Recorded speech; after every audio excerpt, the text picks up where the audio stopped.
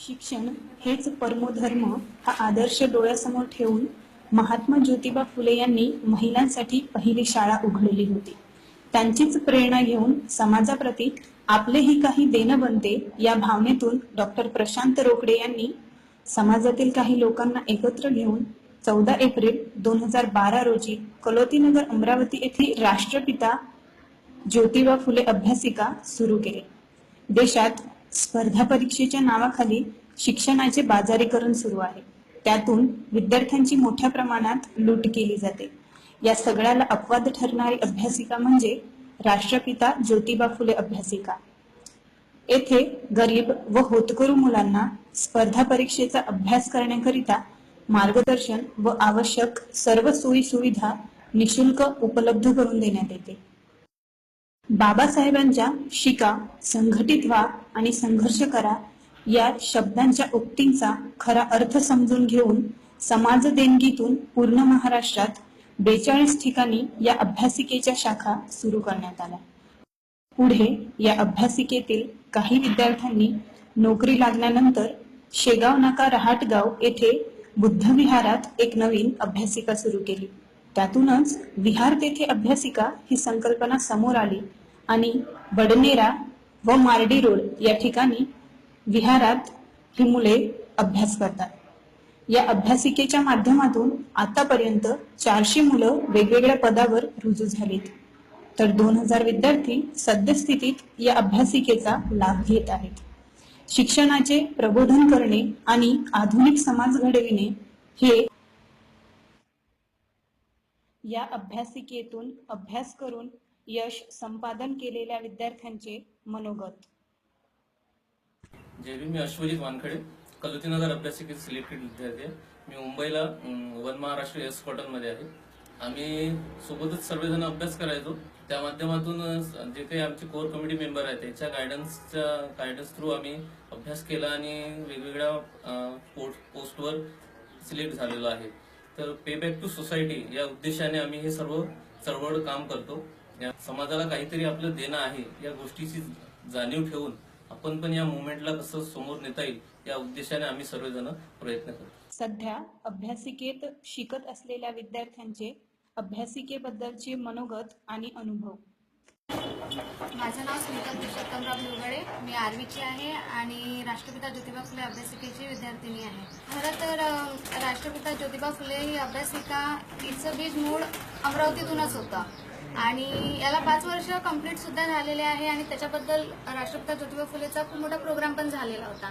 तर याच्यामध्ये सगळ्यांचं योगदान असतं, स्टुडंटचं सुद्धा योगदान आहे आणि जे इथून लागून गेले त्यांचं पण इथे पुन्हा काहीतरी ते लोक सुद्धा इथे पुन्हा योगदान देत राहतात. आणि खरं तर आमच्या अभ्यासिकेमध्ये नोट्स अवेलेबल असतात, बाकी फॅसिलिटी सुद्धा दिल्या जातात आणि मेन म्हणजे गायडन्स हे सर्वात महत्त्वाचं. माझं नाव मयूर रमेशराव ढाले आहे. मी ॲट अंतरगाव, तालुका राळेगाव आणि डिस्ट्रिक्ट यवतमाळ येथे राहतो. त्याच्यामुळे मग सर मी इथे आलो. मी बाहेरच्या अभ्यासिकेत आतापर्यंत स्टडी केलेला आहे, पण तेवढा आउटपुट काही येत नव्हता. म्हणजे तिथलं ॲटमॉस्फिअर येते वगैरे त्याच्यामुळे काही नाही. आणि सर इथे आलो तेव्हापासून म्हणजे आउटपुट खूप यायला लागला. म्हणजे इथचं वातावरण एवढं खूप छान आहे की सगळं अवेलेबल आणि हे जे कम्युनिटी मेंबर आहे इथले त्यांनी म्हणजे एवढं आमच्यासाठी करून ठेवलेलं आहे आणि करतात ते.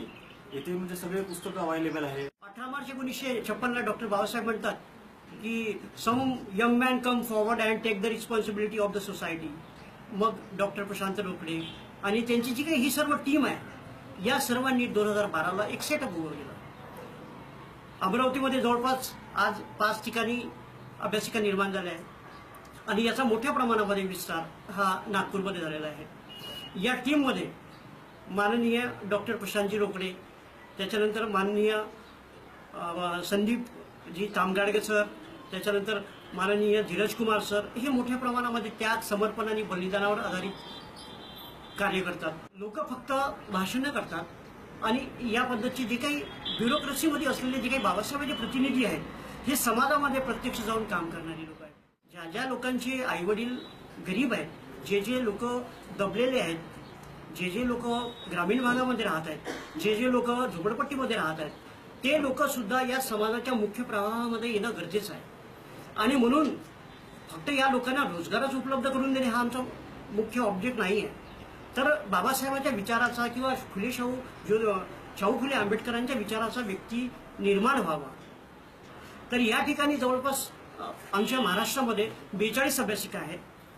अमरावतीमध्ये जवळपास 5 अभ्यासिका आहेत आणि आजपर्यंत जवळपास 400 विद्यार्थी हे लाभार्थी आहेत. या ठिकाणी त्या विद्यार्थ्यांनी जे काही बेनिफिट आहेत, जे काही लाभ आहेत ते घेतले आणि ते सुद्धा आमच्यासारखेच त्या समाजामध्ये जाऊन काम करत आहेत. आणि कालपर्यंत जवळपास 4000 विद्यार्थी या ठिकाणी लाभ घेऊन गेलेले आहेत. आणि आजच्या कंडिशनला आज महाराष्ट्रामध्ये जवळपास 2000 विद्यार्थी हे अभ्यास करत आहेत. तर हे पे बॅक टू सोसायटी या तत्वावर आम्ही काम करतो. या ठिकाणी जेव्हा आम्ही समाजामध्ये जातो काही अडचणी सुद्धा येतात. अडचणी की आम्हाला असं वाटतं की त्या झोपडपट्टी एरियामध्ये, स्लममध्ये किंवा ग्रामीण भागामध्ये आमची ही अभ्यासिका सुरू व्हावी. ज्या पद्धतीनं विहार तिथे अभ्यासिका आम्ही प्रोजेक्ट राबवलेला आहे. आम्ही प्रत्येक ठिकाणी प्रत्येक भाड्याच्या घरामध्ये आम्ही ती काही अभ्यासिका सुरू करू शकत नाही. त्याच्यामुळे आम्ही विहारात जिथे विहार आहे त्या ठिकाणी विहार तिथे अभ्यासिका आम्ही एक प्रोजेक्ट निर्माण केलेला आहे.